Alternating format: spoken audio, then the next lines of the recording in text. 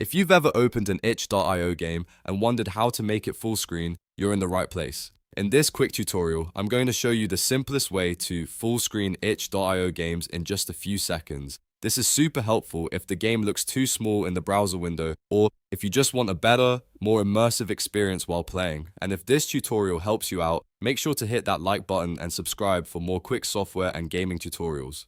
Alright, let's jump right in. Once your itch.io game has loaded, take a look at the bottom right corner of the game screen. You should see a small full screen icon there. This is usually the easiest and fastest way to expand the game to fill your screen. All you need to do is click that enter full screen icon. As soon as you click it, the game should immediately switch into full screen mode and use more of your display. If your browser asks for permission or shows a prompt, just allow full screen so the game can expand properly. After that, you can start playing with a much larger view, which makes menus easier to see and gameplay a lot more comfortable. If you ever want to exit full screen, you can usually press escape on your keyboard or click the full screen button again, depending on the game and your browser. And that's really all there is to it. To full screen itch.io games, just open the game, go to the bottom right corner and click the enter full screen icon. It's fast, simple, and works for most browser-based games on itch.io.